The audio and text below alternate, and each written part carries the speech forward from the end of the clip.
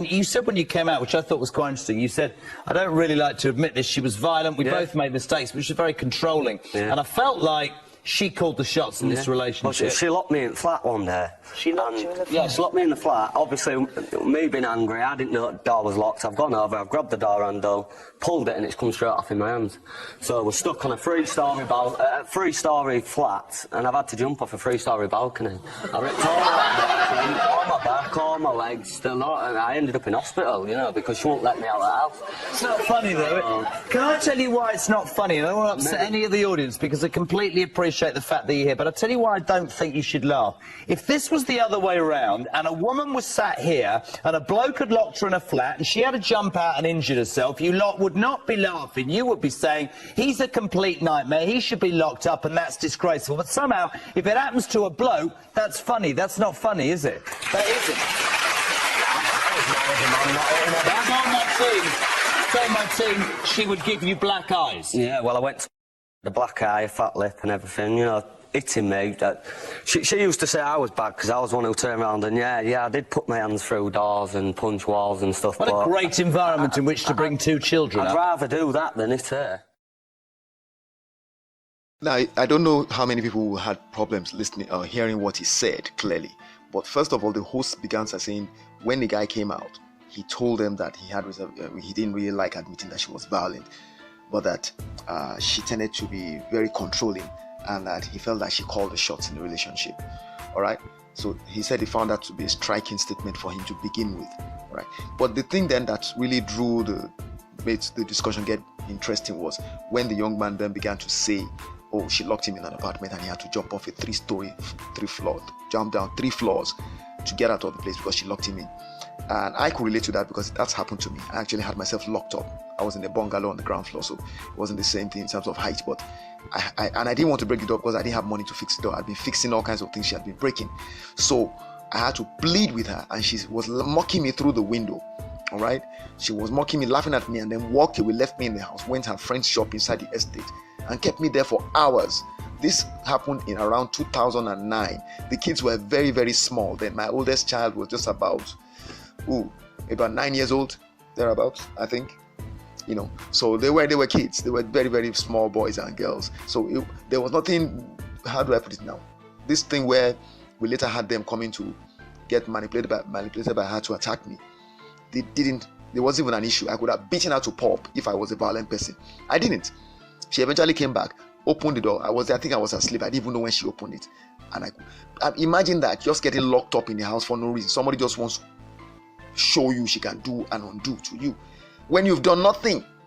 This was a period, like I said, the kids were not even grown, so there were no debates. It was just me and her, and she chose to inflict.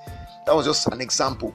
Now, this gentleman here was sharing that story. What I want to bring out from it is, imagine having to pour your heart. You can see the way the guy is spontaneously coming up with the instances. You can see even before the host is finished speaking, he's saying more, because you are driven to. It's almost like you want to vent. That's what a person who has been a victim of this kind of abuse. You are looking for an opportunity to tell people what you've been going through, and honestly, you become a bit. For most of us, if we're tough enough, we don't even care when people are laughing, but we notice it anyway. It strikes us. So I got laughed at repeatedly by different. I don't want to begin to specify, but believe me, I've laughed at in the police station too, where the policeman was telling me, not one, I'm talking of several, oh guy, you know they shame your wife, they beat you. I mean, you get to a point where it's almost like there's a conspiracy by people even belonging to your gender to make you shut up, because that's what leads to it. When they shame you into silence, that's what happens. And that's why I've done this particular video. That's why I've done this reaction video, because I want anybody, whether you are a relative to the person that's the sufferer or the victim, or you are the victim yourself, I want you to understand, never let them succeed. Because you see, it won't stop with you to happen to the next person. Maybe you can cope, and you can cope in silence, but somebody else might not be able to cope, and the person might settle for instance, suicide. So if you shut up, if you allow them to shame you into silence, somebody else will suffer even more than you. But if you begin to shout, if you begin to go out and speak out about what you are going through, then they will be forced to slow down in the abuse they're inflicting on you. That's one. The person will be forced to slow down. Two, you get attention for other people who might be going through the same thing, and over time we build momentum. That's what's happening. More men are speaking out because some men started speaking. and we need to continue that moment with that momentum. All right. Now, if I want to still go through a few of what he said. He said the host told him, "You told my team that she will give you black eyes." So it's not one black eye, black eyes. And remember on the show, Relationship 360, when I was talking to Olumide, I was telling them how I would get punched in the eye countless times. I've had many times I had to buy a pair of dark glasses to wear, to go out 2019, 2018 with my daughters. I was taking them all the way to Mushi from Bega, and I would have to wear those goggles throughout about 10, let's say that we'll get there at 9 o'clock, we leave around 6. So about 8 hours of training that we were doing, hairstyling training clinic. It was a makeup and guillotine clinic that I took my daughters to attend. And people will be asking me how. Sometimes I will take off the goggles and say, "What happened to your eye, Mr. Sholagbadi?" I say, "No problem, I'll lie." Those are some of the things I mentioned on the show here. And you can imagine this guy went through that. So what I'm saying is that you go through all of those things, people see it, but nobody ever thinks, "Oh, let's find out what's happening to this guy. Let's go and arrest the woman, or let's go and report her, or get her locked up, or anything," because it's a man, And that's he was also talking about how he admitted that he responded to, but he didn't hit her. He would rather hit the wall, punch through doors than hit her. Now, I'm emphasizing all these things for you to understand. The man physically will usually be able to literally destroy the woman. We know this for a fact, with few exceptions.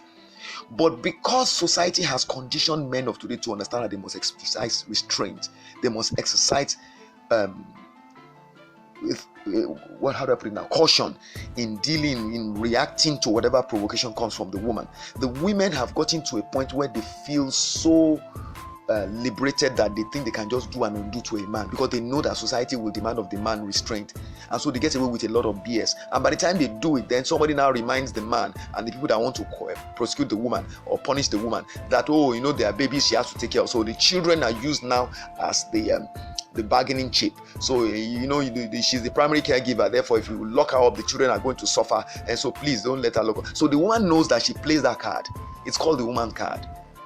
They use it. The minute they open their mouths, they are right and you are wrong. You are dead and buried. So I'm doing this video in particular to help you people understand. Those of you who have not experienced it, either as being relatives or friends of people who have been abused by women, that's men who have been abused by women, or you yourself are a man and you have not experienced abuse at the hands of a woman. You think it's funny. It's not funny. And understand that not everybody will have the courage to withstand the mockery. When you laugh at somebody, you mock somebody, you effectively try to make them ashamed of coming out to speak out about what has been done to them wrongly. All right, then you shame them into silence. Understand that what you're doing today could actually affect even you tomorrow, if not somebody you love. You think it can't, but I keep telling people, there's a saying in Yoruba language, kokomi. One day it will be your turn. It doesn't concern you. One day it will concern you. But most importantly, understand that even if it doesn't eventually come to your turn, what you are doing is evil. If you cannot contribute positively, shut your mouth. But to mock somebody and to laugh at somebody when he's describing such a terrible experience, I cannot understand how people can do that. And if you listen to the sounds of the laughter, you will see that majority of the sounds we heard were from females. They are so good at this. They are completely emotionally disconnected from the suffering of males. The funny thing is that these same women have male children, and I do not understand how they can imagine they will be actually separate themselves from. They have brothers, they have sisters, they have cousins, they have uncles, all who belong to the male gender, but they are so willing to vilify men and to mock men and to ridicule men and to trash men. They forget that they also have loved ones that are male. So this video is designed to remind you that you don't want to laugh at the suffering of any male person.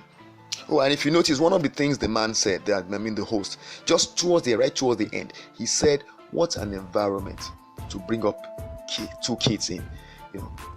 You can imagine that, and it's something that a lot of people don't realize.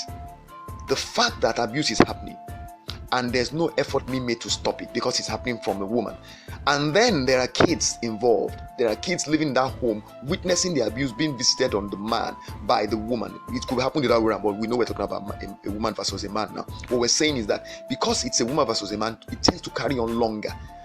there tends to be no effort made to stop it. And so you can imagine that those kids will be exposed to it like my kids were. My kids have grown up to be abusive and violent. I have been doing a lot of hard work to help to repair the damage that was done to them. Thankfully, it's not a permanent thing, but it's because of the efforts that I've consistently made with the help of people like the teachers and other relatives and friends. That's the only reason we're making progress with the kids. But it never should have been like that. They should never even have had to experience such trauma. And that's what we're talking about. The fact that we trivialize the abuse inflicted by female partners on their male partners. We need that to change. No human, no matter what he may have done, so long as he did not inflict abuse on you, you have no right to inflict abuse on the person. Then those of you who are victims, you are suffering, if you're listening to this and you are such a person, you can reach out to me. Use the contact details on your screen. Post in the comments. I will get back to you. Please understand, you do not have to let the fact that people are laughing at you shame you into silence. Speak up. Reach out to the right people. I am somebody. I'm the right person. I assure you. And there are some people who try to exploit you. I'll talk about that in another video. Don't go to those people like that, but you need to know how to identify them. All right? So what I'm telling you in essence to do is basically grow a thick skin. And that's an attribute that a person who succeeds in any area of life will need. Any area of life at all. This channel, for instance, is not my domestic violence against men channel. It's not my diary of a battered man channel. All right, but I deliberately post some of my domestic violence videos here in order to just kind of raise awareness about the fact that that's an important part of what I do. So if you go to tylershelagbadi.com, you see that I have banners that are moving in kind of a slideshow arrangement that shows some of the key topics I cover on this subject of domestic violence against men. So, and the reason why I do that is I want people to understand that it's a part of the life of the person that they are relating with through my website. Without those experiences, I'm not who I am. I'm not a complete self. And the thing is, in society, every person you see is comprised of by all those experiences he's having, including the one that has to do with the trauma from experiencing domestic violence and abuse. So you've got to develop a thick skin because it's part of your life, it's part of your reality.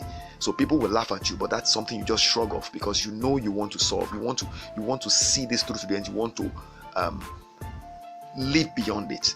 Okay, so you want to make sure that somebody else does not have to suffer the way you have. Therefore, you want to get the word out there that is happening, and then get corrective feedback channeled to other person and probably necessary punishment. But if you allow them to shame you into silence because you're feeling, oh, I don't want to be embarrassed, I don't want people to point at me and laugh at me. If you let that happen, then you lose, because ultimately, even your son or your daughter, your friend, your relative, your cousin, any other male loved one might eventually experience it because you chose not to stand up and be vocal. All right, and like I said, in business itself, in any area of life, this is something you need to be able to do. People will laugh. Get used to it. In fact, that's why I agree with Kevin Samuels, and this was based on my own experiences and achievements for over 2 decades. He said that the most important skill that people need to acquire, especially men, is the ability, the selling skill. You've got to develop salesmanship ability, and believe me, that's a key ingredient of becoming an excellent salesman, is developing a thick skin, being able to accept criticism, possibly people laughing at you, mocking you, rejecting you in various ways. There are many ways people can show rejection. You must get used to it and learn to shrug it off and not take it personal. Stop taking it personally. So this whole thing that happened to you, no matter how bad it is, what I'm saying is that you need to make sure nothing that they do or say to you ever makes you decide to shut up until you have achieved your goal, which is to get justice. Not just for yourself, for any other person that may be going through it, because sometimes you have to speak out on behalf of others. The work I do now, that's what I do. I'm doing this not for myself alone, but for my kids and for other men of various ages from different cultures who may be going through this. Just a few words from me hopefully might inspire you and help you to understand you must not bow to them.